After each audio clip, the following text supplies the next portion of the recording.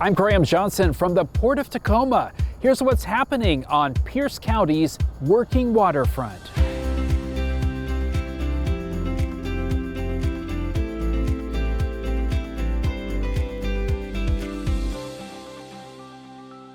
Hello from the Blair Waterway, where large international container ships call at terminals managed by the Northwest Seaport Alliance. The new year brings fresh progress preparing this waterway for larger ships. Contractors took core samples from the seafloor of the Blair. The Port of Tacoma and the Northwest Seaport Alliance are working with the U.S. Army Corps of Engineers on a plan to deepen by 6 feet the navigation channel and the berth areas at 3 international container terminals.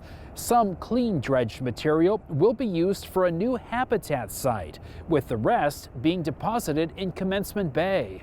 Any contaminated material will be sent to a disposal facility. It's like an economic win, habitat win, and infrastructure win, all based off of the deepening, which it's neat when those kind of segues happen. In 2025, the port also plans to do some maintenance dredging in the Blair Waterway. December marked a milestone for planning the future of the Tacoma Tideflats. All those in favor, please signify by saying aye.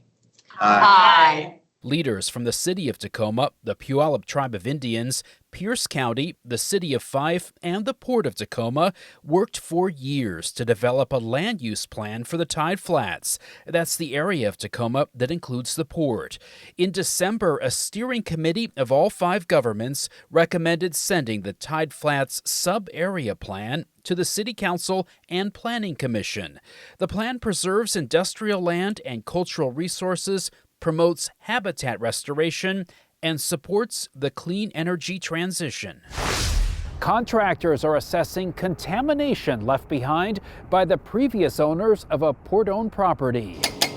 The environmental remediation investigation is happening on Parcel 91, which was used for warehousing, light manufacturing, and hazardous material storage. Contractors are drilling borings, installing monitoring wells, and taking soil samples for eventual cleanup. It's right next to our terminals, and the idea is to expand our terminals eventually. The port works to make contaminated land useful again and seeks reimbursement from responsible parties. The port wrapped up environmental remediation in December at the site of the future Port Maritime Center. A groundbreaking is planned this month for the project, which will revitalize the east side of the Foss Waterway with public access, a new port business center, and Tacoma Public Schools' Maritime 253 Skills Center. The center will introduce students from across Pierce County to the trades and the maritime industry. The Port of Tacoma Commission has new officers for 2025. John McCarthy is Commission President and Dick Marzano is Vice President. Don Meyer serves as Secretary, Deanna Keller as First Assistant Secretary, and Kristen Ang as Second Assistant Secretary.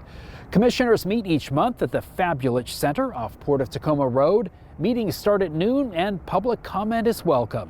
For agendas by email, we hope you'll sign up for our newsletter, Pierside, at portoftacoma.com. And please join us on social media. Commissioner John McCarthy and Executive Director Eric Johnson were among the port leaders who met with the U.S. Coast Guard aboard the cutter Adelaide as it toured waterways around container terminals.